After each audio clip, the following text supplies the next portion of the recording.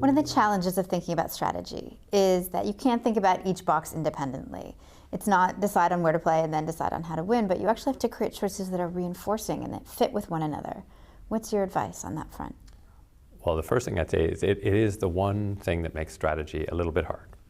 I don't think strategy needs to be really, really hard and difficult, but this is the one thing to keep in mind. And I find that companies sometimes make a mistake on this front at locking and loading on one box and then getting stuck. And so I had a company that I was working with, a great company, and they called me up and said, we've been doing the playing to win and we've gotten our aspirations totally nailed and we've got our where to play totally nailed. But now we're having a real struggle with the how to win box. And my reaction was, the reason you're having a struggle with the how to win box is you've tied one hand behind your back by locking and loading on the where to play box. That reduces the potential for coming up with a great how to win. So what I convinced them to do is loosen up the where to play, and sure enough, they were able to come up with a where to play, how to win combination that really worked for them and was strong, but only after taking that step of making it more iterative and interactive.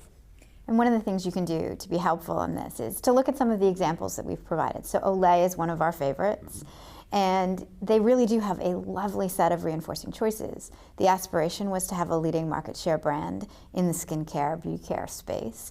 And if that is your aspiration, it makes a lot of sense to have a where to play that is about your biggest and best channels. You're not going to go to department stores where you have no leverage and you're not sure what your scale can be. You're going to stay where you think you can have real meaningful scale.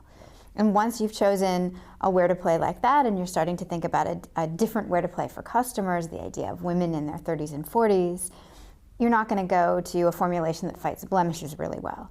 You're going to create a formulation that addresses the very specific needs of those women and is highly efficacious in actually treating the first signs of aging.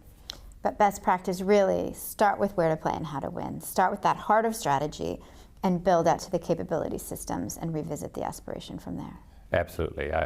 It is the heart of strategy.